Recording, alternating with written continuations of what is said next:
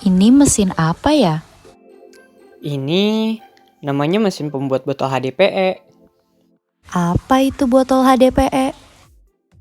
Botol HDPE adalah botol yang terbuat dari high density polyethylene yang merupakan polimer termoplastik yang terbuat dari proses pemanasan minyak bumi.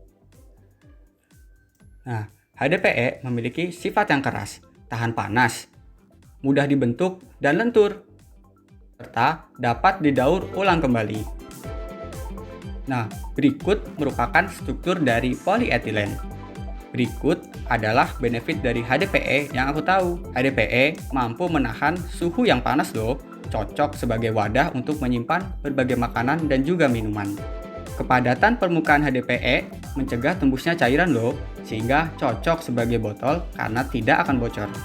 Botol HDPE mudah di-recycle kembali, karena botol HDPE terdiri dari satu jenis rantai polimer tunggal saja. Botol HDPE lebih padat dan lebih tebal loh dibanding daripada botol PET. Botol HDPE berdaya tahan cukup tinggi terhadap sinar ultraviolet, sehingga warna tidak mudah pudar dan cocok sebagai material produk-produk yang diwarnai. Sekarang, mari kita belajar mengenai teknik polimerisasi dari polietilena dan HDPE.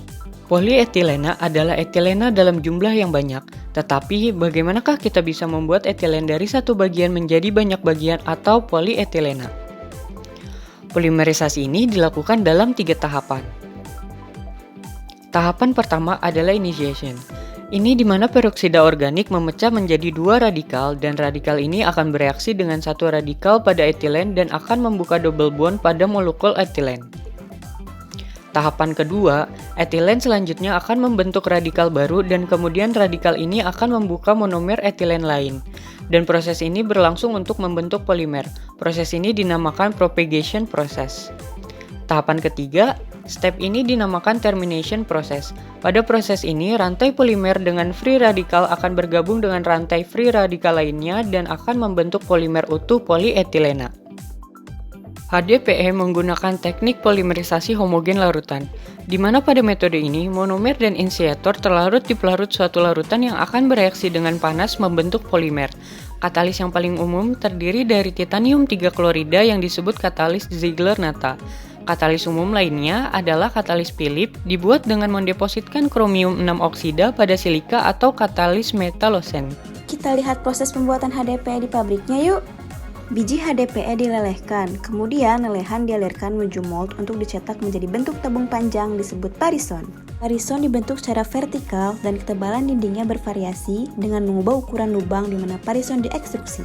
Kemudian parison dialiri udara bertekanan tinggi hingga bagian luar parison menempel dengan bagian dalam mold. Mold harus cepat didinginkan agar komponen plastik memiliki bentuk yang optimal. Karena kalian sudah tahu semua hal tentang HDPE, sekarang mari kita bahas dampak buruk dari HDPE. Limbah-limbah botol yang dibakar secara sembarangan menyebabkan kandungan dioksin menyebar. Hal itu akan mengganggu kesehatan. Limbah plastik yang dibakar di atas tanah akan menyebabkan kerusakan serius pada tumbuhan yang akan menyebabkan matinya tumbuhan tersebut. Limbah plastik akan mencemari lingkungan hidup para hewan di air, dan cemaran mikroplastik juga dapat tersebar ke rantai makanan melalui ini. Lalu bagaimana solusi untuk mengatasinya? Solusinya adalah dengan melakukan 3R, yaitu reduce, mengurangi pemakaian, reuse, menggunakan ulang barang tersebut, dan recycle, atau mengubah barang tersebut menjadi barang yang lebih bermanfaat. Nah, berikut adalah contoh proses recycle dari HDPE. Setelah dipastikan semua jenis plastiknya adalah HDPE, proses selanjutnya adalah memadatkan tumpukan HDPE menjadi satu bagian besar. Lalu HDPE di-grinding atau dihancurkan dan dicuci. Setelah itu, cacahan plastik diproses menggunakan mesin extruder untuk melelehkannya menjadi benangan-benangan plastik. Kemudian dipotong-potong menjadi bagian-bagian kecil, dan hasil recycle HDPE sudah siap menjadi biji kembali.